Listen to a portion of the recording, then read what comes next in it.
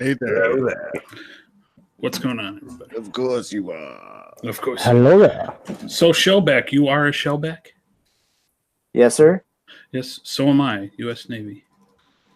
Crossed it myself back in '91. I'm technically I'm a golden because on my second cruise we crossed at the magic spot. So Cool. That's awesome. What was your rate? What were you in? I was a aviation electrician. Oh, okay. I was a gunner's mate. Right on. See, like one of my favorite memories. I can't remember if it was the first or second cruise, but we're sitting there doing laps in Saddam's pool, right? And there's this little fishing trawler, and choke, even getting closer. So they get over the 1MC, right? And they do the fishing vessel. This is the USS Constellation. You're too close for comfort, but then they actually made it sound official. Mm-hmm. But and it kept on chugging. So they gave it a couple minutes again over the 1MC. Fishing vessel, this is the USS Constellation, and nothing. So they made an announcement, and I just happened to be in a good location up on the flight deck, and I hear the red shirts setting up a 50 cal on the side of the ship, and they make one more announcement over the 1MC, and sure enough, boat keeps on chugging along, and then all of a sudden you hear. And you just see them. You see the rounds just flying over their bow. They made that fucking turn then, boy. I tell you what. I'll bet. Damn, don't mess with my deuce.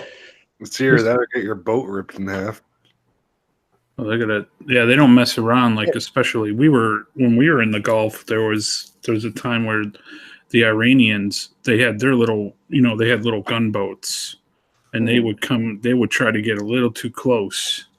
They would keep trying to test us, and then they would get a little close because we had 50 cals all over the ship, and they told us to take our, unload them and everything, but then they started getting too close, and they started pointing their guns at them, and they started telling us, all right, load them up. They were getting way. They loved to toy around with us. Well, I mean, ever since the coal, man. Ever since the coal, we don't mess around with that shit no more. Yeah, that was after my time, but there was mine problems because I was in the first Gulf War. Yeah. So there was a bunch of mines out there, so we had to do mine watch. I was in from 96 to 06. So, I was around for 9/11 and the Iraqi freedom and that stuff. So yeah, it was 90 to 94. That was my time in. Yeah. So during the first time when we didn't get everything done. But I had 2 tours over there. So never want to go back. Can't pay me. Oh enough. Yeah, I don't give a shit about that part of the world. No, it is a shithole. But I mean, with all due respect to any Arabian Americans that might be listening to my stream, disclaimer. There you go. I learned that stuff from DJ. Yes, it's helpful. That way, you can then say. Man, they have amazing camel races over in the Arabia. Right. Those aren't even that fun. So Passion, tell us about some Comic-Con experience.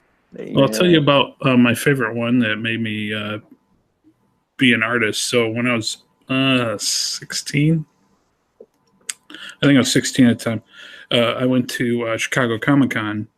I went there to go see Mark Silvestri. He was just starting the X-Men at the time. Oh, yeah. Okay. And back then it was in like a hotel room or a hotel. It wasn't in a big convention center. It wasn't, like it is now. Comics were still kind of underground at that point. And I go in there and they had an artist alley, and the artist alley is like when like the real artist hung out. It wasn't like now where you go an artist like Mark Silvestri, he would have his own table. You know what I mean? And there'd be a line out the door. It wasn't like that back then. You could actually walk up to him.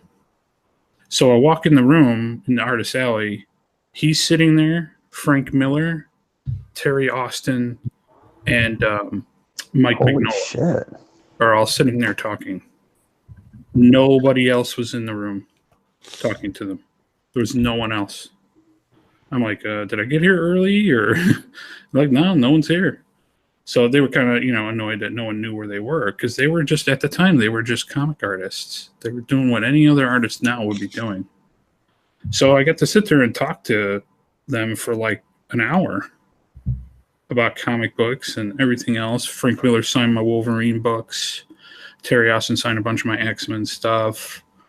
Mike Mignola, I think at the time he had just done Gotham by Gaslight. So, nice. Or he was working on it. I can't remember.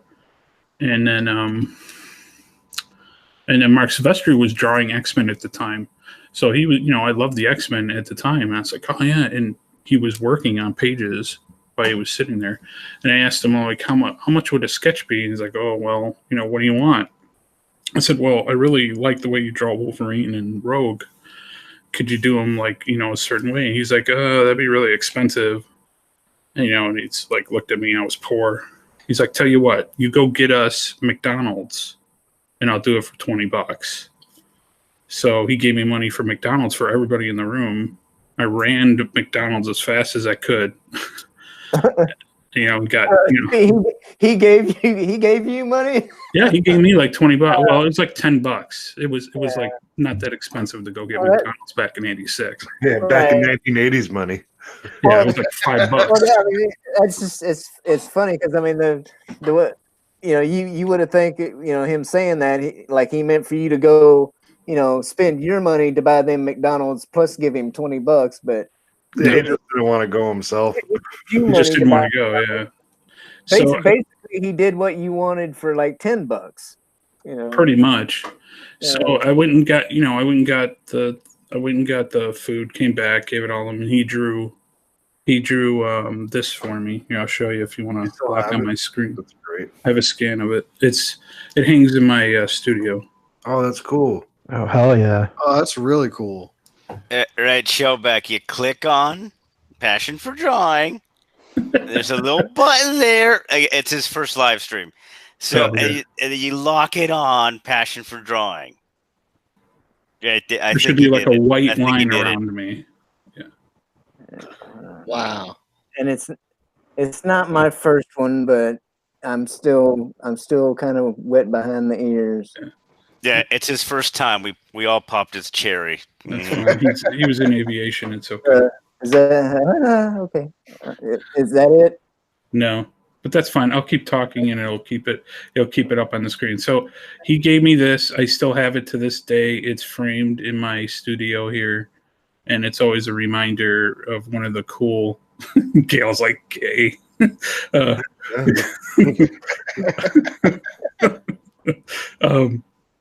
It's a reminder of, they're really supportive. They all gave me tips and talk about how to do comics, and I got to sit and watch and talk to them. I don't remember every little thing about what they said, but I wish I did. And I've kept it all these years. I've been offered quite a bit of money for it from time to time, because you can't get a Mark Silvestri sketch of the X-Men anymore. No, it's got the cool early '80s hair from when she went from butch to hot. Yeah, it's like in that transition phase. Yeah, I like that hairdo. That's my favorite hairdo on Rogue. Wolverine's actually nice and short. Yeah, I love that. Yep. That looks great. Yeah, and this is back when he just started doing the X-Men. So I think it was like I think the issue with if I remember right, the issue where they're all hanging, these hunter guys have them all like that, like they just hunted them. That's the cover. I don't remember the number. It's too bad you didn't have a sketch of Rogue draining Carol Danvers of her power. Somebody needs to do. But and then I was like, oh, Terry Austin could ink it, and Terry Austin's like, no, I don't think I should ink this. It looks good the way it is. So if you ask him nicely, he could just draw that right now from memory. Probably. What? Who? Mark Silvestri? No, you. Oh, probably. But yeah. So that influenced me to keep going. I was getting into comics at the time. Being an artist, and they were really supportive and cool. And Frank Miller was pretty cool. He could tend to come off as a gruff guy, but he was pretty cool. I remember nothing but nice things to him and talking about Wolverine and stuff like that. And I was going to say that's probably why he drew Wolverine, wrote Wolverine so well. Just because he put part of his personality into that. I mean, geez, and I can't believe you were the only one there. Yeah, I mean, people came in here and there, but it was not like it is now where, even in the 90s and stuff where everything was crazy, where there'd be a line out the door and you got to wait an hour just to... It was a different time. It was creepy dudes selling their collections. They still lived in your mom's house. All those guys look like George R.R. Martin. Mm-hmm. And the place smelled like, mold and rotting, paper.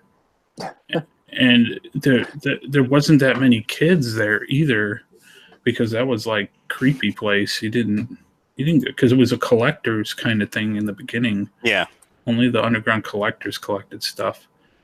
And I had a friend, his father actually owned a comic book store, and I got to go to a lot of conventions for a while because he would just bring me along for like 2 or 3 years. I got to go to conventions all the time for free and meet a lot of artists and do a lot of stuff. Like probably from the time I was like 15 to like 17, I got to go to a lot of cons. I would help him out, because he would sell books and stuff at the cons. I used to go to him all the time and get to meet. It was a lot more relaxed. It was not what it is now. You could approach the artist, talk to them. You could sit and talk to them. It was different. Yeah. That's cool, though, because it's like, he did a lot of that Wolverine Volume 2, right? Who? Yeah, I don't remember. Oh, Lifestream. I think he did. Because I have a lot of that. I don't have a full run. Nice. Of it. Yeah, he was doing it, and then Jim Lee jumped in, and they were swapping books. Mm-hmm. They're swapping months because they were both so slow. But Mark Silvestri started, and then Jim Lee came in, and then they started going back and forth, and then they both got big. Yeah. And the X-Men went kind of crazy. That was a great storyline where they were on the run. They faked their deaths. I thought that was a cool story. He was Patch in Madripoor. Yep. Yes, he was. That's Princess Bar. Worst disguise ever, Wolverine. Patch. It's like your hair looks like your mask. And you're wearing a patch and you're drinking and smoking and being kind of gruff. You didn't change anything. Well, I think it's not any lamer than Superman's disguise. He just puts on glasses. Family goes for, he puts on, a nice suit. Wolverine just dresses like Wolverine. He's like, I put an eye patch on. Yeah, my name is Patch. Yeah. That's so well, you know how hard it is to comb your hair that way? I think that Wolverine's hair just goes like that, and I think that his facial hair just goes like that because I kind of feel like he's a blueprint, and any deviation from that blueprint it gets corrected. Yeah, well, it's really crazy because when he survives fires and stuff, his face hair and his pointy hair grow back the same way. It's like Joe Dirt. It just grows in like that, all white trashy. Yeah. Well, apparently it runs in the family. I don't know if you read any of his origins books, but his paw had it, and Sabretooth has it. Yeah, it's crazy. Yeah, they used to make fun of that in the books where he would shave his hair. His hair would get burnt off and would grow back just the same way. He would do that all the time. Yeah. So Shellback has never been to a Comic-Con, so him and I are going to go to the Seattle Emerald City Comic-Con. I'm actually cosplaying as Logan. So start doing them sit-ups, brother. Oh yeah. I need to do another video pretty soon. I had a black eye for a couple of days, so I wanted to make sure that my mom tells me like I'm smart and I'm handsome, but I need to make sure that I'm camera worthy. Just go as Patch, Wolverine. I did a video like that. If you check out my channel, like 2-3 videos back, I was doing Patch, and it was right after it happened too. Yeah, it sucked. I slipped on some ice out here. I live in Washington, so it was snowing. I slipped on some ice and I hit my head on a curb. Ooh. And yeah, it was pretty bad. You don't want to see what happened to the curb, but it fucked my eye up for like about a week and a half. Hey, I know them. Yeah. That was the good X-Men. Yeah, I mean, even though technically I had graduated high school by then, this is my X-Men right here. And that's my Rogue right there. I'm coming to get you, sugar. I had a friend of mine, she would record them for me and send them to me while we were overseas. I love the very first episode of this show because they're all in the mall, just like in the Jubilee's first appearance. Jubilee's first appearance is that episode, basically. But the Gambit's hitting on some chick behind the counter, and he's buying like playing cards. He's like, "I'll be right back."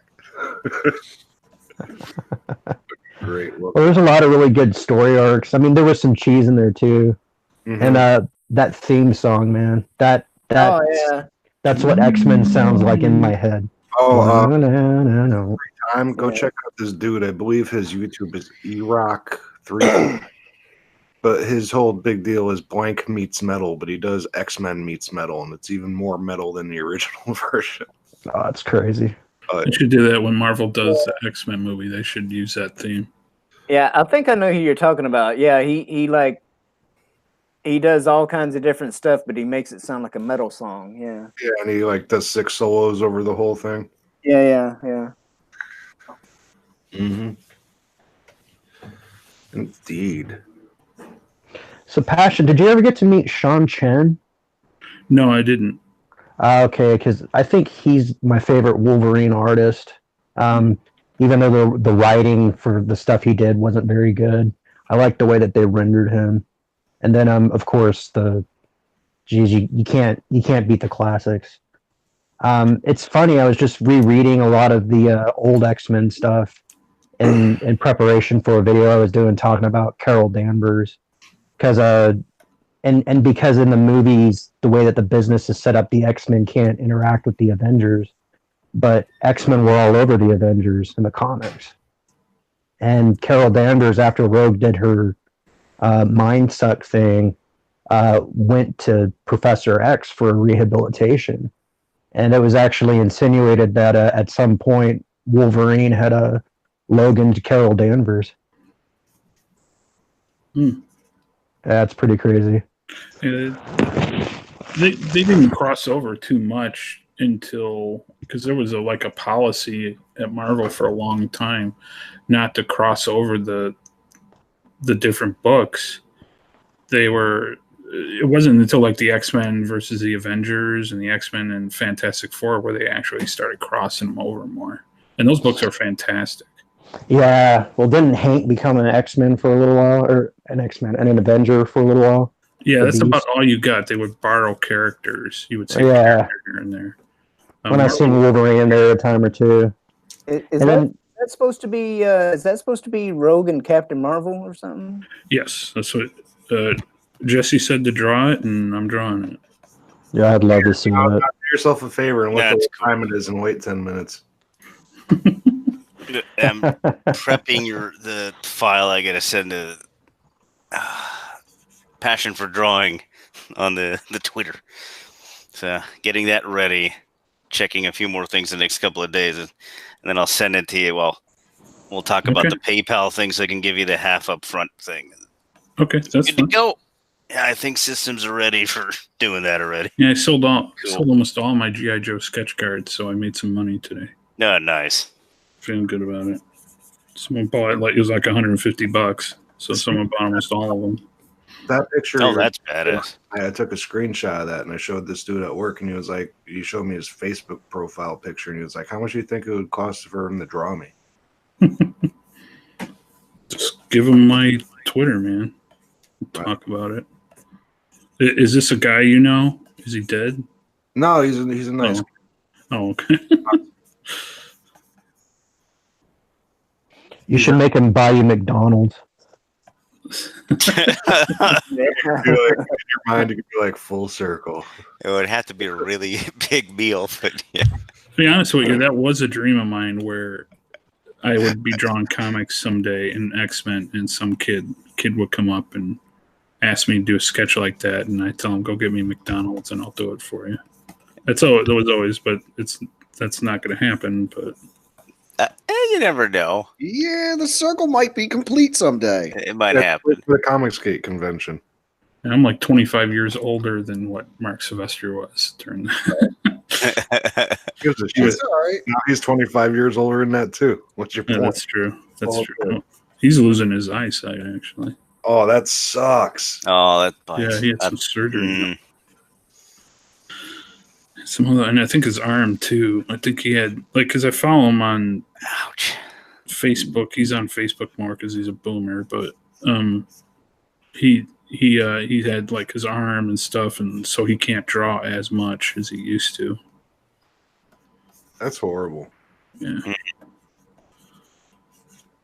Well, I'd imagine you have to like stretch out and do like calisthenics as much as you're using your hands. Well, I think my thing is I try to keep my drawing and switch pens or do something different or stretch my hand out or my back. I know I have back problems mostly because I draw so much, but I try to, I got stuff on my back and try to keep it as easy as I can. To get a ridiculously comfy chair in the future when you get the money. I have a Herman Miller chair. I have a very expensive Herman Miller. Python where Graham Chapman was the father, and he was a writer, and his son went out and he was like a laborer, and he kept complaining. He's like, "Oh, the writer's crump."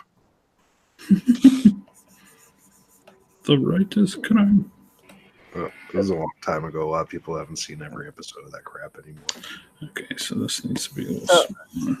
I mean, so I've heard about this thing, but like, I don't, I don't really know the comics or whatnot. What happened here? Why is Rogue? Rogue was a bad guy at one point. Yeah, she's part of the Brotherhood of Evil Mutants, I believe.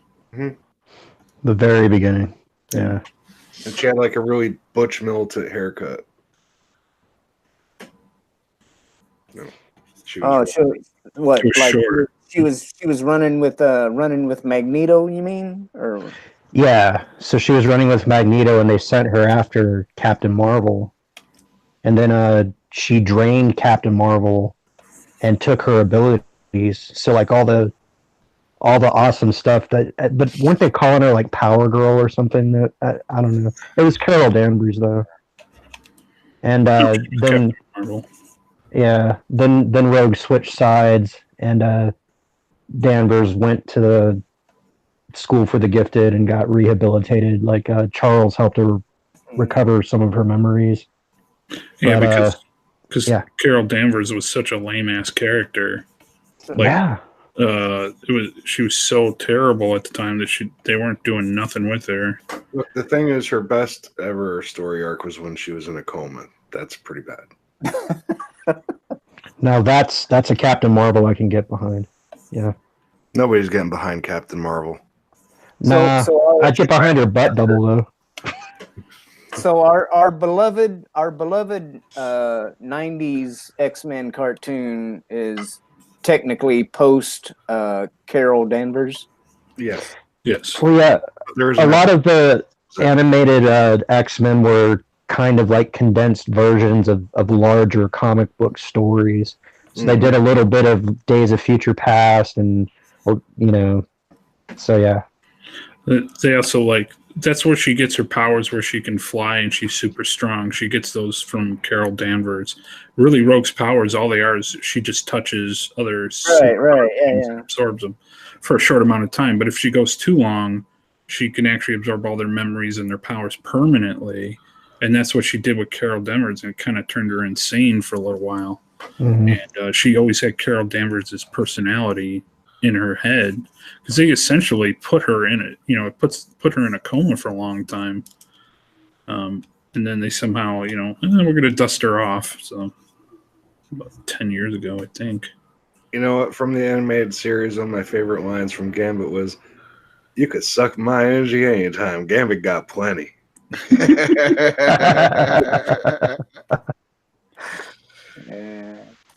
Back in the good old days when you could have innuendo in a cartoon.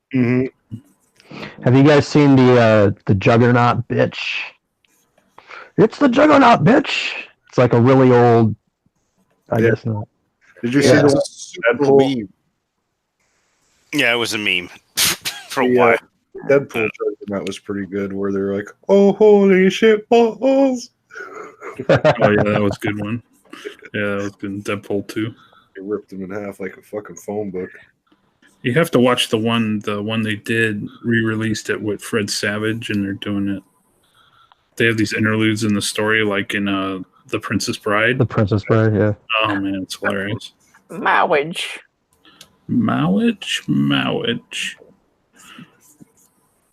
Yeah, the Princess Bride sword fight is definitely one of the best of all time on film. It is really good. You killed my father, prepare to die. Yes. Yeah, they actually used real fighting styles in that. Oh, I love The Princess Bride, man. That was like an instant classic. And my Just wife don't make them like they used to. My wife went to go read the book, and she's like, "It's all abridged." And there's this guy. I'm like, "That is the book. It's making fun of that." Oh, that's like it's supposed to be funny. So, any of you guys, since we have Miss Danvers on the drawn right now, what are your theories or whatnot on why they went with Carol Danvers, a blonde-haired white woman, in this age of wokeness and whatnot, instead of the original female Captain Marvel, who I believe is a black woman, Monica Rambeau. Yep.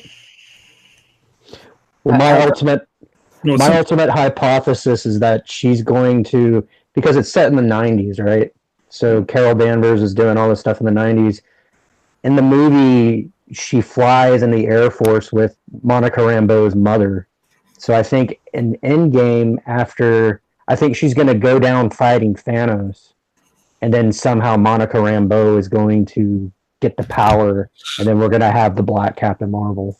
Oh, so that wasn't Monica Rambeau. That was. It was like Maria Rambeau, somebody, yeah. And since it's set in the 90s, it's not hard to make that mental leap. Like so many years later, there could be a new Captain Marvel. Yeah, I gotta toss something out there. What's that, man? Tomatoes that went up to a 51% audience score was raised by exactly 1,000 votes, enough to raise it 1%. Wow. Oh yeah, I just realized. What format do you want me to send you that in? Passion for Drawing. A JPEG is fine. Is it GIF okay? Because that's what they. No, a GIF is animated. Well, it's GIF format. Would that wouldn't work? You can send it to me. I'll try to see what I can do. Okay, see if you can load it. All right. If not, I can send it in the other formats. They'll do it. It's JPEG's your preference, right? Yeah, I mean that helps me out. Gotcha. All right. See, I'll do it that way too. My computer or whatever is still showing me a 50% audience score. Did you refresh? Yeah. I just refreshed twice and it's still saying 50%. How many votes you at? It's user rating 19,122. See, that's a totally different number than I have. Aren't you guys like a little obsessed about the numbers for a movie? Oh no, it changed. No, not really. Changed. Okay, so we get that. I mean, I just took a picture of it. Yeah. So now let's go back at you the can do like all print screen or use the snipping tool. I mean, all of the stuff that I've heard spew from Brie Larson's mouth, I have no desire or give two shits about freaking this movie. She was even bad mouthing other Marvel actors. How does she still have a job? I don't know. But I tell you what, I'd pay good money to see her and Miss Olsen and a pool full of Jello and a referee. Yeah. I wonder if they're going to make her give back the $5 million they paid her when this movie flops. I hope to God they do, because she does not deserve $5 million for fucking anything. Well, didn't they sign her to a multi-picture deal? Well, yeah, but that's what they did with the new Han Solo too, and I don't think we're ever going to see him in Star Wars again. Good. And they can just have her like pop up in a movie here and there. They don't have to necessarily give her own movie. When they get her picture deals like that, they could just have her standing in the background in an Avengers flag. They don't have to have her doing shit. Personally, I feel she's replacing Captain America. I think that's what she's going to be doing, like the leader of the Avengers. Yeah, because the actor's retiring or something. Yeah. I think he's just not going to do it for a while. They throw enough money at him, he'll come back. Yeah, he'll definitely come back. Well, because isn't Robert Downey Jr. done with Iron Man now too? He'll come back done until you dump a truckload of money on their lawn. Yeah. I was thinking about the other day, like how much work does Robert Downey Jr. actually have to do in an Iron Man movie? He goes in, he acts snarky, and he rolls his eyes. Yeah, like most of the Iron Man fights are CGI. Like he's surely not involved in that. He hasn't done an Iron Man movie in what, 6 years? Yeah, or even the Avengers. Like, I mean, how much work is he actually doing? They're stuntmen, they're CGI. What do they get him in a dark room to do the interior helmet shots? Yeah, where he's probably in his PJs during that. Yeah, like. And you notice more and more they have him doing less and less of, like they make him come out of the suit a lot more often because like we're paying this guy an enormous amount of money. We got to get him out of the suit more often. I noticed that. They can also do it like if he dies, they can make him a hologram and he just like, okay, dude, come in for a day. We'll pay you a couple mil. Do these scenes, we'll green screen you in and then boom, you're done. I mean, that's easy mode, and they can make them look younger because they got the technology now. So why do you think they want to work on that young, making them younger looking technology so they can keep bringing these old farts back and they never age? That's what they should have done with Alden Ehrenreich and fucking Solo. They should have just CGI Harrison Ford's face on it. That movie wasn't bad. It was just the guy playing Solo was terrible. He was so bad. He was kind of like a side character in his own movie. The movie was called Solo, but it was more about like his girlfriend and I guess Darth Maul. I haven't seen it. I mean, the only thing I've seen of Solo is the trailers. And it's like, from the trailers alone, it's like they just made him like, more comic relief than anything or whatever. It's like, not that I don't know if I want to use a word like buffoon or whatever, but it's like it's supposed to be a guy who has grown up on the streets from like the age of 8, okay, and yet he's like kind of at least half of a bumbling idiot. I mean, if anybody would be the grizzled freaking streetwise Han Solo like we originally got, I mean, I don't see how as a grown ass man they could have portrayed him the way they did.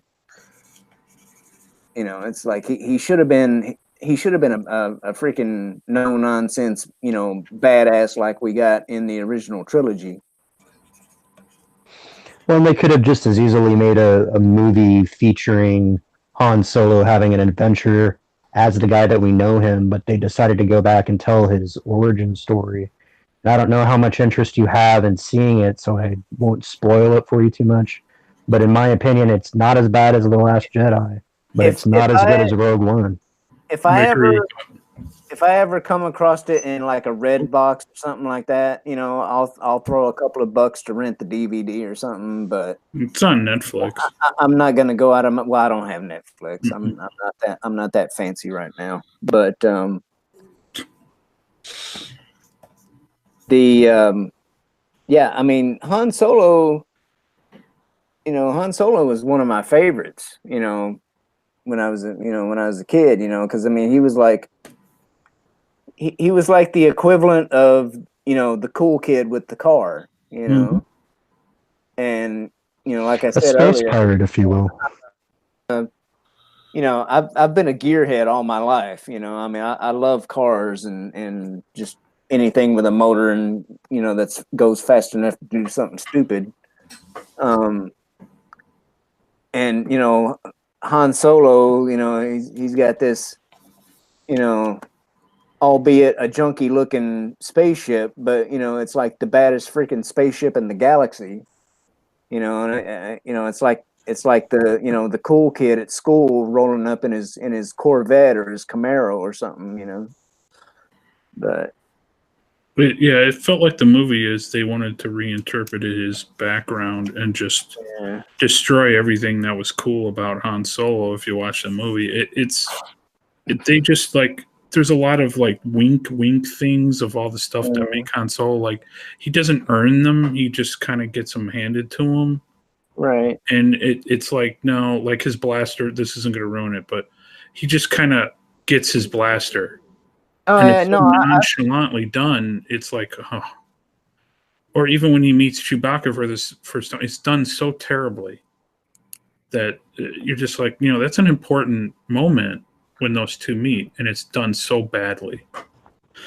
Well, and there's a blatant feminist undertone to it too. They do something to the Falcon that's going to make you look at it differently if you watch this movie.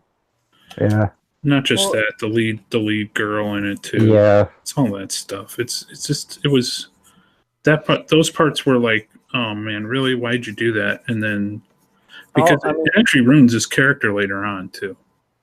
I love. I mean, I'm a Game of Thrones guy as well, and I love Emilia Clarke, but everything that I've heard, Emilia Clarke was more Solo than Solo was. Yeah, but just watch the movie. I mean, it's not bad. It's like the movie actually has some really good action scenes that I liked, and it wasn't terrible that way. I just can't bring myself to do that. Yeah, me neither. Well, the problem is that I think Jonathan Kasdan had too much input into the writing process. And then when he opened his mouth on social media about Lando, that was dumb. Yeah, Lando was like, he's a cool character. They got like Dong Lover, he did a really good job playing Lando. It's just he did not have good material to, kind of make the character shine a little bit more. So, yeah, it's a waste of a movie. I would love to have seen the movie that was originally going to be made. They refilmed like 70% of it. I don't know. It's obviously a movie there at one point. Well, and Kathleen Kennedy likes to do that. She likes to hire directors and have them finish most of the movie and then fire them and then get somebody else. Right. I don't know. It's just like I said, somebody who's like been on their own or living on the streets since the age of 8, and you're clearly at least 20 something years old by the time that the movie happens. You're not gonna be the guy that I saw on the movie trailers. You're gonna be a freaking hard-nosed, hard-edged, hardcore guy. You're not gonna be like a comedian. The movie's not great. I'm saying it's not great. It's watchable. It's not the worst movie I've ever seen. I've seen worse. The Last Jedi was terrible. Hey guys, I'm gonna hop off here for the night. Yeah, Cool. Jess. Once. But we'll see you all tomorrow. Right on. Good having you on, man. Yeah, appreciate you coming on. Yeah, anytime, bro. Have a good night, man. Always come over to mine too. Because like a good neighbor, we're always here. Of course you are. Of course you are. All right, I'm going to send it to you in JPEG. Because you're right about the GIF thing. That thing's annoying too big. Okay. All right, cool. Let me make sure. That's right. We're following each other. Cool. Yeah, we are.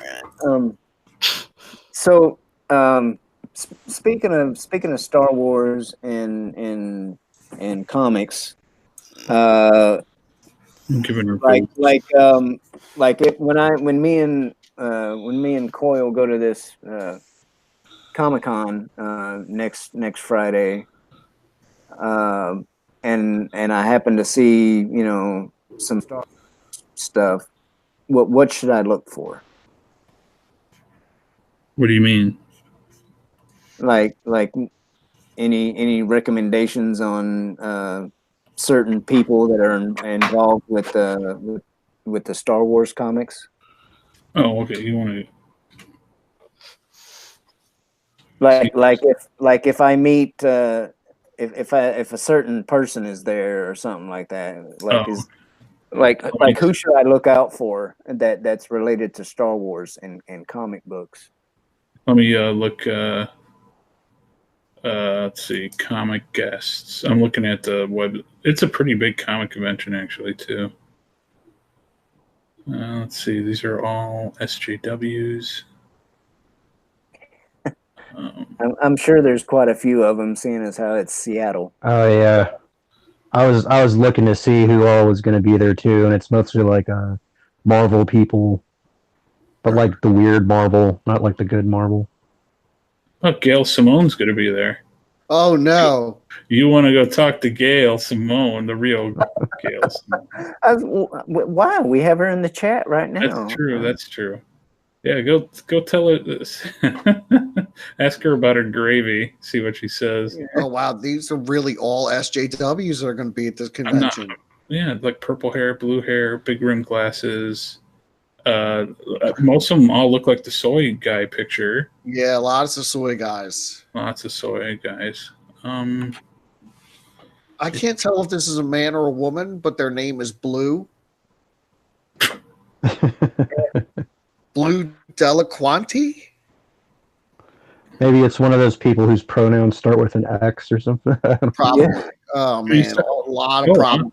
Mags is going to be there. You can go talk to Mags. Oh, good gracious! It's a real collection of a-holes.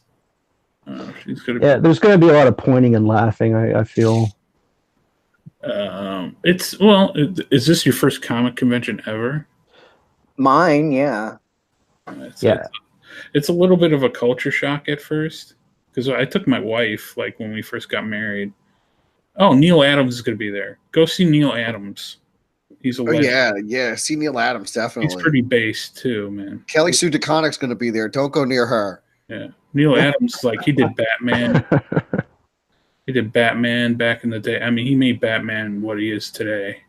He's a legend, and he's getting older. Yeah, he's a pretty cool guy. I've met Neil Adams before. Jeez, man. No, Rob Liefeld's going to be there. Oh no, Matt Fraction will be there. Don't bother with him either. He's another one. I'm trying to look for Star Wars stuff. None of these people like Star Wars. True. There'll be a lot of that in the merch. I mean, you'll see like figures from the 70s and the 80s. So yeah, don't buy nothing there. It's always over costed. It's very overpriced. Tim Sale's going to be there. Let's see. These are all people I don't know who they are, and it's like the worst. Oh, Ben Savage will be there. He was on Boy Meets World. Yeah. Yeah, Topanga's going to be there too. Oh man. Oh, what? No, Topanga's good. Yeah. I didn't see her. She doesn't look like she did on the TV show. Well, no, I'm saying I didn't notice her picture when I was looking at this the other day. I'm looking at it now. Dude, I would. Oh, is she going to be on Friday? Is she on Friday? Or? It should say the schedule. Like if you click up the. Yeah. Let's see here. Well, right now I'm in the comic book section. People trying to find that guy that he just mentioned. Yeah, it looks like she's going to be there Friday. George Takei is going to be there. George, yeah. Gwendolyn Christie's going to be there. She's from Game of Thrones, and she's from Star Wars. Yeah, Captain Phasma. Yeah, but it cost $120 to get a damn picture with her, though. That's most of those cats now. I blame wrestlers for that. Because they started, wrestlers came into comic book shows early, like the 90s or early aughts, and they started charging. You used to be able to go to like a weekend hot rod show and go get, Adam West's signature for free. You said Neil Adams? Yeah, Neil Adams, Neal. Yeah. Adams. He's a legendary, like Batman, the way he looks now and the way he's written, all gruff. Because before Neil Adams came along, he was all Mr., like the television show. Oh, he did X-Men too? Yeah, he'd work on some X-Men stuff too. Yes, he did. He did. See, I'd have to say, because I like the Avengers, with the movies and stuff. But like I said, in my younger days, I was all about the X-Men. Oh yeah, and they got Mary McDonald's going to be there. She's from Battlestar Galactica. It was X-Men, Spider-Man, and the Hulk. Oh, Peter Capaldi's maybe back in the day. Yeah, Peter Capaldi is going to be there. Yeah, he's pretty cool, dude. Seems like it. A lot of the Critical Role people are going to be there. So a lot of Stranger Things cast is going to be there. Well, a lot of the Star Trek Discovery cast is going to be there too. William Daniels is going to be there. Oh, yeah, the voice of Kid. And St. Elsewhere, man. It's kind of like you guys were saying earlier. It's like these things are more of like a pop culture convention than just comic. Well, comics are dying, and you can't just do a show just with comic book people anymore. You have to bring in other guests because people aren't going to come in. And then what you're going to see is a whole lot of cosplayers, and cosplayers just fill up these cons now. So it's probably going to be about 25% cosplayers, and then 25% like people want to go see these famous people. Then it might be like 10% actual comic book people. And then you got like the rest is just a mishmash of who people just stumbled in. So I stopped going to conventions like completely. Like I used to go to role-playing conventions, and about 5-6 years ago. It just got overrun with people who are they're not interested in being there. They just want to go show off their new cosplay. They want to whatever. They want to hang out with their friends for a weekend. They're not really there for any of the stuff that's going on, And it just got like really annoying. I stopped going. There's literary guests. Oh, look. There's 3 people with shaved heads on the side of their hair. Wow. Oh, yeah. There's a lot of that in Seattle, even aside from panelists. You're going to have a good time. I don't know who any of these people are. So I sent you like 3 photos. One's obviously the file that's going to be worked on, and then the more or less a picture from the DJD show so you'd have an idea of the color scheme, and then the last one's just what the logo's blending into long term, more often than not. So you'd have we talked about it the other day, but just so you have an idea in case you forget when you're going to do it. Okay, so there's about 100 literary guests, okay? I'm just eyeballing it here, about 100. Only about maybe a dozen are men. The rest are all women. Huh. That's interesting. Yeah, that's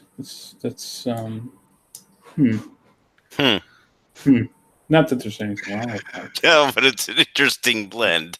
Yeah, it's like, okay, dudes don't write books anymore? Apparently not. Here's Artist Alley. A bunch of people you never heard of. There was a con in my area today. It was the horror con, and Ethan mentioned it on his stream because we live about 20 minutes away from each other. So it was like right in the neighborhood, and Christina Ricci was there. So was Dolph Lundgren. I didn't find out about this until today. Well, god dang, Ricci's hot. I should have. Oh yeah, just to see Ricci. Oh yeah. Lundgren's a bonus. Yeah, Ricci. There's a guy you can go see called Andrew McLean. He does a book called Headlopper. It's about like a barbarian guy, and he has this troll head that goes around with him. It's a pretty cool book, pretty cool style. Oh, that sounds familiar. He's check cool. that out. He's a cool guy. He's not completely SJW, but he's a little bit on our side too. But I don't know if he's definitely. Well, I know he hasn't come out as Comicsgate, but he does a pretty hardcore book. He's pretty cool. Yeah, and he's gonna be there every day. Yep. Cool dude. And you could probably go up and walk. He's gonna be in Artist Alley, so he'll be one of those people you can just walk up to him and talk to him probably. He's not so famous to where, and his book is really cool. Oh, Chip Zdarsky's gonna be there. You can go say hi to Chip. No? Okay. I don't. Taking notes there, Shellback. I honestly don't know who these people are. I mean, like I said, I've been more of a like cartoon and movie guy than I have a comic guy. Well, I tell you to go into Artist Alley. There's a lot of people go in Artist Alley, and you can see some really cool independent artists do some really cool stuff. You don't necessarily have to go with famous people, and you can get them. There's some really good artists out there who haven't really worked for the big companies or anything, and you can get some pretty cool prints and stuff for cheap. That's a good way to help support those cats too. As someone who's done that before, it's helpful when people come around and buy your art. But it's like impossible to get into these shows. I tried to get into 4 shows for next summer. 3 of them I got denied completely, and one of them on a waiting list. Yeah. Okay, I'm not doing that then. Yeah, I'm just trying to get potentially press passes for stuff this year. Yeah, I'll see how that works out. I can wait till next year. I'm in no hurry to travel the country. Yeah, exactly. At least I'll be on there already registered. Oh, I guess the bonus? Sure. Yeah. Depending on how things go this time, Alex, we, if everything goes well, I might want to inquire into, getting, quote unquote press credentials, so we can, do stuff indoors, without getting our hands smacked, Well, you might have to introduce yourself as like Prime Jeremy. Yeah. I'm Jeremy Griggs from Geeks and Gamers. Right. Yeah. Actually, that might be a bad thing. Just saw what happened to Peter's Con. No, I'm actually really curious to see what happens to those cats at a Star Wars celebration. Hopefully, I don't think anything stupid is going to happen, but I think they're going to get barred to go in. It'd be funny if somebody that could happen, yeah, theoretically. I think that's the most likely outcome is they won't be able to go. Well, they won't be able to go in, but they can be on the outside of the convention. Yeah. I think they'll revoke their tickets. I really think that's what they're going to do. Well, they'd probably just have like a hotel room party and sit there and laugh and point. And No, you can film from outside the convention. Because a friend of mine told me that for San Diego Comic-Con, I could be like up yours and film outside the convention, and they can't do shit about that. It's also they get the Chicago cops and all that stuff involved, and it could be a pain in the ass. See, the thing is, from what I know, like technically, if any event is held in a municipal building, it's considered public property, and you can film or you can do whatever the hell you want to because it's public property. Well, I mean, if you put orders like a courthouse, you can't go in there and film. Well, they won't let you. Yeah, not during like a court proceeding, but I'm talking, stuff like, these conventions and whatnot, and well, the conventions can't break the law. Pretty much is the thing that it protects you from, but they can deny certain things while you're there. But basic laws they can't break. They'd have to be completely privately owned to do that one. It's a private public space, so they can still, at any time, they can revoke your rights for being in there. They let everybody in. They're like, you can come in until they say, okay, you're now trespassing. You have to leave. They can do that. I used to own a retail business. You have that right to do that. You just have to be careful on how you do it.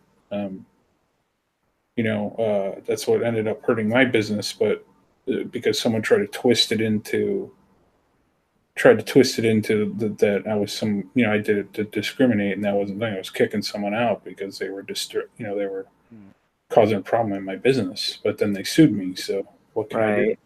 Remember the good old days, when we have the right to refuse service to anyone.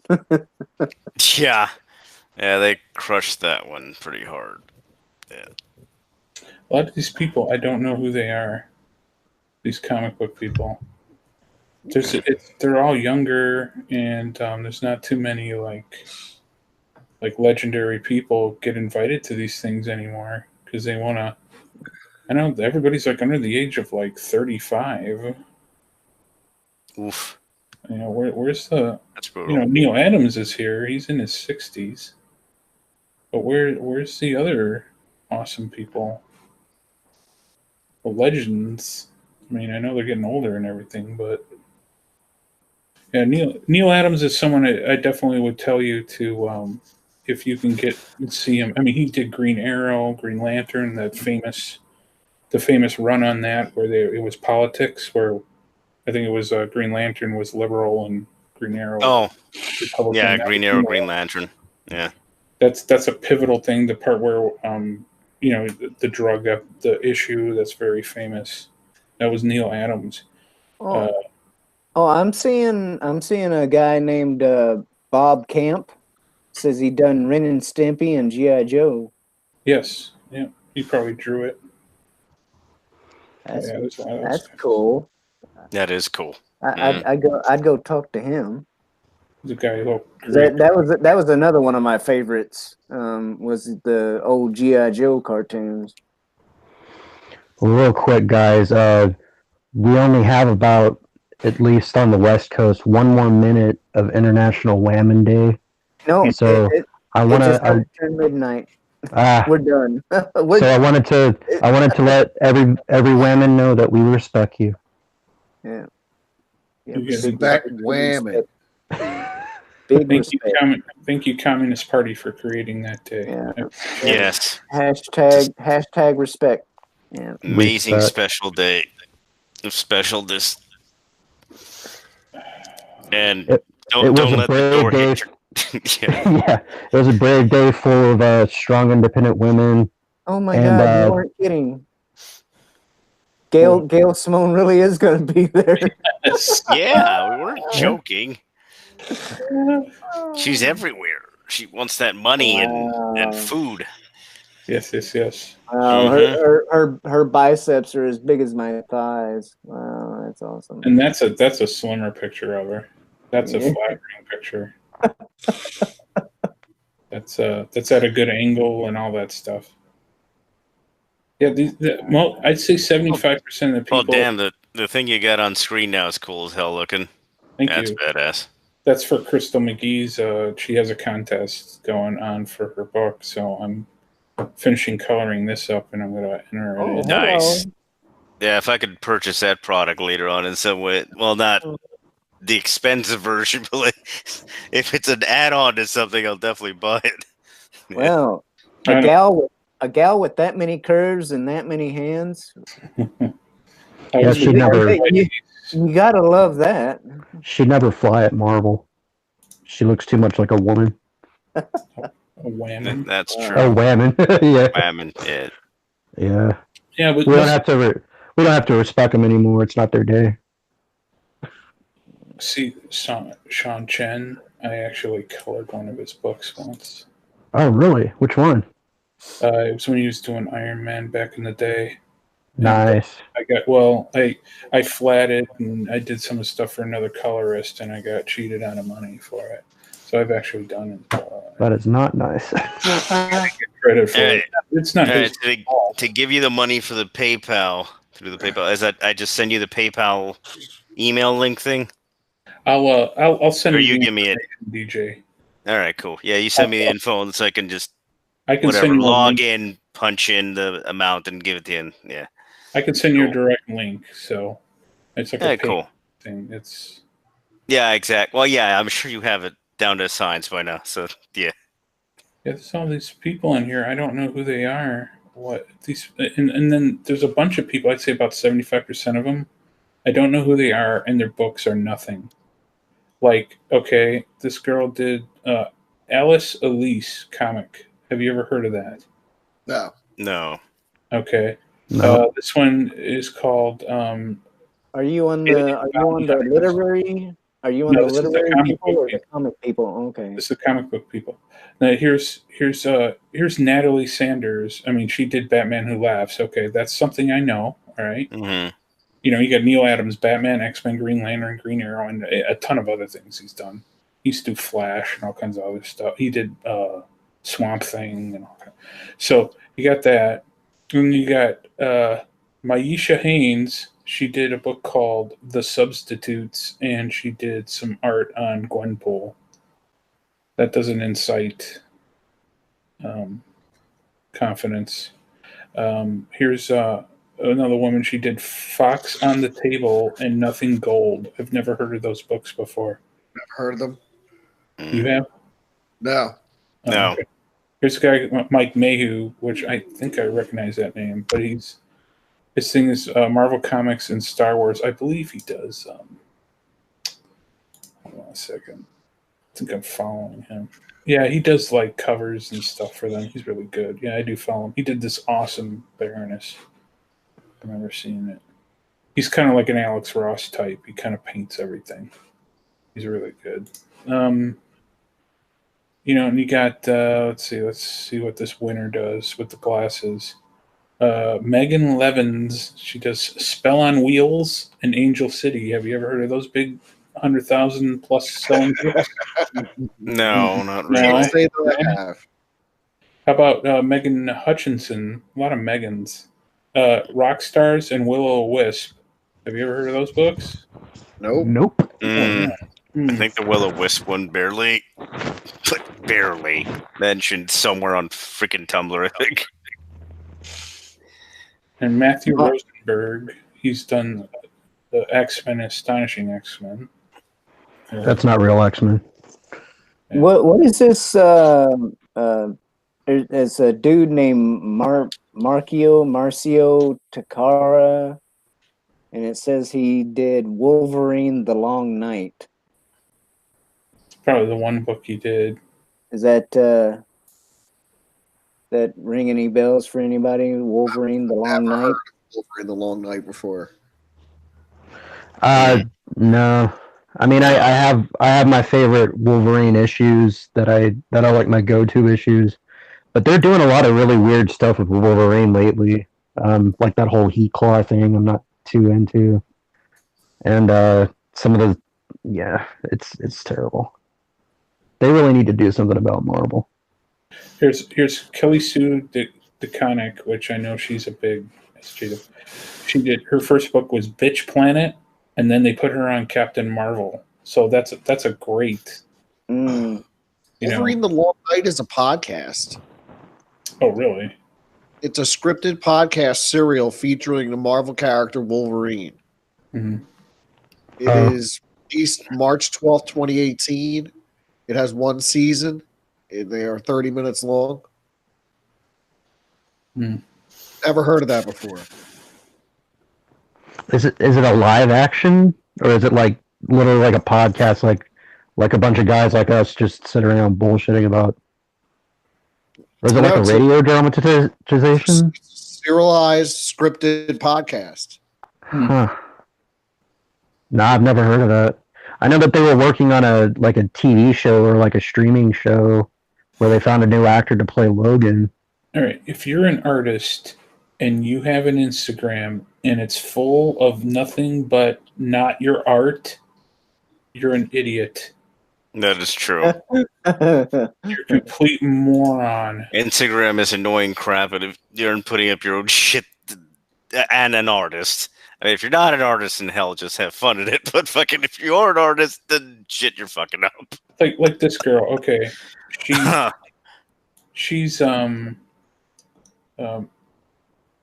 Hauser. She's Eisner nominated. She's drawn Star Wars, Spider-Man, Stranger Things, Doctor Who, Mother, Panic, Face, Supergirl, Orphan Black, RPG, RPG stuff, and Carrot.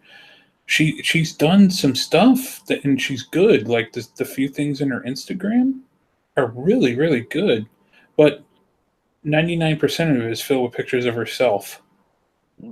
And yeah, that's her friends. Well, and her what's her name? Her name is Jodie Hauser. Jodie Hauser, or just put the link in group chat and go check out the Instagram. They must have updated. They must have updated this page because here I'll share I can't pronounce his last name, but that Vic guy, how do you say his last name? Manana. Yeah. He was actually clips. Let me see. Oh yeah, he was that actually one, right? on here. He was supposed to be there, but he canceled his appearance. Yeah. Yeah. But now his picture's not even on there, so they must have updated it. She's a writer. Oh, okay. She might be a writer, but still, like, she's not covering any of this stuff. Like, look at her Instagram here. None of it has like her project she's working on. There's no publicity for any of it. This is where Ethan's right. These people don't care about comics or even the stuff they're working on. They care about themselves. They're narcissists. Yeah. She's supposed to be a comic book artist? An artist or a writer. I mean, it could be either or, but look, there's hardly anything in here in the project. She said she's done Stranger Things, Spider-Man, Star Wars. Those are big deal. Doctor Who. I see a couple that look like Star Wars type drawings, but... Check out this amazing blank Stranger Things glow-in-the-dark variant cover available next week.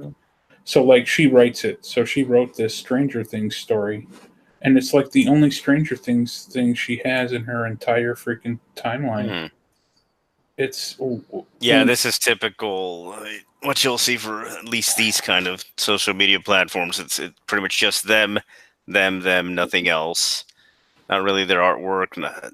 Sadly, at least for this generation, that's what they do. She does this. Then there's, some of these guys. They've already got work, so they don't care about featuring their art. So you look at this guy; he's obviously an artist, and he's going to be there. And this is cool, man. He's got some really cool stuff. I mean, this is what you're supposed to do. Show your freaking art on Instagram. So got a couple of nice looking Harveys there. Yeah. Oh, there's one picture there. You'll get to it in a second. Eventually. Oh, Faith. Yeah. Fly like Faith. Oh no. It's pretty good. He's a pretty cool artist, man. I'll follow him. What the heck? Like if you look at mine, this is mine. Mine's just filled with my art. Yeah, yours is actually well done. It's just filled with art. In comparison. Like Elliot. Elliot does a good the Elliot from Comics Gate does a good job on his Instagram, and he's got a massive following there, which finally is following him over to YouTube. That took long enough. Well, he that's how he made his living for a long time, was off Instagram. He's an Instagram artist. There's tons of people on here making really, I've gotten work off of Instagram. Oh, that's cool. It's better to burn out than to fade away. They find your stuff cool and fun times had by all. I'm working on a variant of this with how Ethan has the laughing guy. I'm going to do it, but with Kurgan. Do it in that cartoony style, but it's Kurgan. Whoa, sorry. That's my hearing aid. Yeah, I don't know. These people are just... I don't know. They don't feel like artists to me. I don't know. I've hung out with artists. These just people my mom told me I was good at this stuff.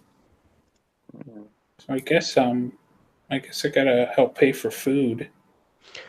Well, it's the same thing with Instagram, like those girls who hang their asses off the sinks and then call themselves models or public figures or whatever. You can be whatever you want on Instagram. Yeah. Literally a good chunk of my Tumblr is just taking those images, making them black and white, reposting them, boom, disco, massive channel. It's not hard. That's all the fuck it is. Well, it's like I don't care cells on the internet. Wait, what? But when they're not doing that, it's like they're posting pictures of their salads that they ate for, and I don't give a shit about that. No one cares. You pretty much just scroll through until you can find them as naked as they want to get, or as naked as Instagram allows them to get. Oh yeah, it's literally they went from Facebook to Instagram so they could get away with more, because they're allowed to get away more on Instagram versus Facebook. Hey, do you have this? Yeah. This is obviously a screenshot, DJ. Do you have the actual file? The third one is the is a screenshot of the thing. The first one is the file in JPEG form. If you want it in its actual form, it's why I said the GIF. Okay. So I'll send you that one. I'll send you that one now. Pull it up here. No, don't worry about it. I'm going to pull it up right now and see if it comes out, if it's blurry or what. No, that looks good. Yeah, because the first one's a JPEG. No, this is good. Do you want me to clean this up? Do you want me to leave the Let me get back there. Yeah, pretty much. Well, that's why I gave you an idea with the rest, because the background I'm going to put it on is all black. So it's to blend in with that. So I want the red and black alternating back and forth. Okay. So you want me to just cut out the background so you can plop it in anywhere you need it to. Or you can leave you can make the background black if you want. It's fine. Okay, we'll talk about this later, not on someone's stream. Yeah, I got you. That's Shellback don't care. It's mildly entertaining. I don't. I mean, this is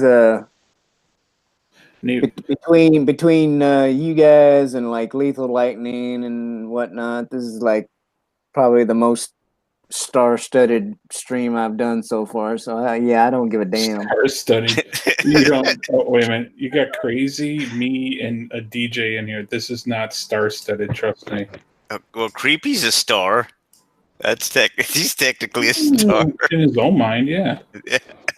For Creepy. He's probably asleep. People always ask me to go away, so. My one disappointment though was that you have me locked, by the way. The fact that Nerdette was not able to attend because I invited her and but she's having to do her actual like real life job. Yeah. So you have the screen locked on me. So what you want to do is uncheck. Well, I didn't know if you were. No, I'm done. No, we're done. We're done. More drawing or anything. Yeah, it was just to make sure everything was good to go, which was quick. Yeah. The important part is that Carol Danvers is in a coma right now. So thank you, Passion. That was all worth it. Oh, dude. You know, that would be like, that probably would be a really good way to like reintroduce the X-Men, would be that scene right there, you know, and have Rogue be part of the Brotherhood, you know, and then show, you know, her doing her defection to the X-Men or whatever. Shellback, you're on Twitter or? Yeah. What's up? Is it Shellback or? It's just it's like it is on YouTube. Shellback TJC, a.k.a. Hallmark Channel Jeremy. Oh wow, you went like nice and short with it. Great. Right? Yeah. It's right off the tongue. Yeah. Well, the story behind that is that Jeremy was doing a live stream and people were giving him crap about watching Christmas movies on the Hallmark Channel. And so, you know, I'm like, you know, trying to defend him, you know, like, hey, it takes an alpha male to watch a Christmas movie on the Hallmark Channel with your chihuahuas and, you know, in a blankie and whatnot. But you know, a couple of more things were said, and then he's like, somebody needs to make a Hallmark Channel Jeremy account. And all I had at the time was my smartphone. So, you know, I wasn't trying to do no complicated shit. So I just went and changed my name and to Hallmark Channel Jeremy from Shellback TJC. And I ended up getting stuck with it for a while because when I first made it, so you know, so I could make like comments and stuff. It was Shellback, but it was all lowercase. Well, I decided to change it to uppercase, but not being a YouTube guru, I did not know that going from lowercase to uppercase would count as a name change. So that was name change number 2, and then Hallmark was name change number 3. And you know, I was gonna change back a long time ago, but it's like, no, you gotta wait 90 days. So, and then, you know, I'm like, I really, you know, started getting the bug to make content. And so, you know, I wanted to wait till I could change my name, but then I was like, screw it. And I started making content under Hallmark. And, you know, now most people know me, you know, they know me as Hallmark. They don't know me as Shellback. But so this right here right now is me trying to like not so much distance myself as a Jeremy clone, but you know, I'm trying to get a little what's I don't know. You're rebranding. What's the word? I'm not anonymity, but you're rebranding to your current brand. It's gonna be known by everybody. There you go. Something like that. Trying to individualize myself, I guess, from just being a Jeremy clone, Yeah. But Donald DeLay, man, he is so savage on freaking Twitter. Yes. That dude. It's amazing he hasn't gotten banned yet. He's been suspended quite a few times. Oh yeah, he's been suspended quite a bit. Wow. I have been suspended quite a bit. They're not going to ban me, so I'm not worried about it. I have not. I don't. I watch what I do. No, I'm pretty careful, but you'll still get suspended for the stupidest little thing. And when I take it, it's usually for the memes, and then it's worth it. Totally worth having a tuna box a can of tuna in a certain area on Ray and lightning bolts coming out of it and a Death Star. It was totally worth it. I bet that got reported quite a bit and probably led to the I think a couple of hours suspension. I tell you what though, I mean I know I've told you this once before, but I really do miss some Bush, some Grand Theft Auto Bush in the morning, No, I know. I'm trying to do it as much as I can. It's just sometimes the internet and other crap. But every Tuesday is still happening. I don't miss the Tuesday ones for anything. So they're there. I just make sure you got the bell fully clicked for Tuesdays. I forgot to give Jesse shit about his package to. Shit! Yeah. I forgot to give him. Oh, Jesse's still in the chat, so you'd still hear it. He was there a minute ago. No, never mind. That was a while ago. Yeah. Time zone difference? I can't tell. Screw it. I was going to give him crap about it because it didn't really. It was pretty funny. Had me laughing, but that looks good too. Someone's watching this. Hello, whoever it is. Hey, you got 20, we still got 5 or 6 people watching. 21 likes. So it's not bad. 21. I just for first live. Yeah. 7 people watching. Yeah, I was gonna say we were hovering at 5 there for a while, but we had a couple of stragglers come. Oh no, well now one of them left. Oh yeah, the ones that are staying are like our moms. Now we're Gail said 4 or 5 people. So yeah. So somebody's mom opened up the basement door and like, turn that damn thing off. You'd be surprised like how much people like just go through YouTube. Sometimes I just click on stuff and go down the rabbit hole. You ever do that on YouTube? Just yeah. They give you a suggestion, you go on that one, you get another suggestion, you just keep going. You can find some really weird shit that way. Yeah, and suddenly you're watching conspiracy videos and all that weird stuff. Some stuff like that. I like, I like to do like the, people doing stupid stuff videos. Like, tobogganing down a hill, and wrapped in cellophane or something like that, and it's stupid human trick kind of things. Well, it's the same thing. Like I'm into UFOs, so like if I could find like a NASA video where there's a UFO dodging a missile or something, that's cool. But when it starts getting into like I'm channeling Ashtar Command, and it's like, it's time to let's put YouTube down for a little bit.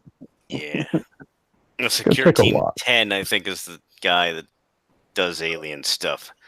And it says Dolan, and then that other chick from Ancient Aliens. Yeah, there's like 3 I'd catch once in a while. Oh, dude, that one guy, from Ancient Aliens, that looks like he stuck his finger in a light socket. Sokolowski or whatever his name is. Yeah, Giorgio Tsoukalos. Tsoukalos, thank you. so they could like tzatziki dip. I don't know. It's like, Flipped Out did a really funny alien video not too long ago, and it was like a joke where he was doing a live stream, but he actually touched on a lot of like, you'd have to be into the UFO kind of stuff to really get it, because you can't say it's true, you can't say it's not true, but he knows his stuff. Funny. It just so happens that that's exactly what I'm into. That's what my entire channel's about, is UFOs and other weird shit. Oh no shit! I'll have to check it out. Dude, that's all I do. Like, yeah, this is my first time meeting you. So I'll go and follow you right now. He has a weird channel. Be careful. Yeah, I get into all kinds of weird stuff. The Count of St. Germain, the Montauk Project, Montauk is Stargate, and the Hoover Dam. Yeah. Sometimes other freaky people go on there like vampires. Yeah. And creepy himself is pretty amazing. Well, like the Philadelphia experiment and like Tesla and all that kind of stuff. I'm really into that. I try to sprinkle some of it in my video, but you can't really, or I haven't found a way to do it like full bore yet. So that's cool. I'll check you out, Peter. Thank you. Yeah, I think you might enjoy it. There's a lot of good stuff there. I spent a lot of time on this nonsense. He's pretty solid. Probably one of the better ones on YouTube on it. Thank you. It's not just like images and a robot voice. Yeah, I don't use any images. I don't use any music. It's just kind of me telling a story. Now I know that I was already following Pete on the Twitter. But I just added Passion on the Twitter. Oh, thank you for adding me on your Twitter. Enjoy his unicorn. It's magical. Yeah, I saw that. That's a pretty impressive unicorn. Yeah. A unicorn. Oh yeah, that's my 1980s. That's actually a Unicorna Rex. It's a party unicorn from the 80s. Nice. T-Rex. He's got the rainbow hair with the mullet, and it's one of my favorite. I did the drawing for someone on my stream. They're like, "Hey, draw me a T-Rex with party," and I'm like, "Okay." Just thought it was a funny picture. Change it around. All right. It was very nice. I think I'm going to head out, go watch a movie or something and pass out. Have fun, man. Right on. Thank you for me on Shellback. It was nice meeting you. Yeah. Appreciate you coming on and telling us a story.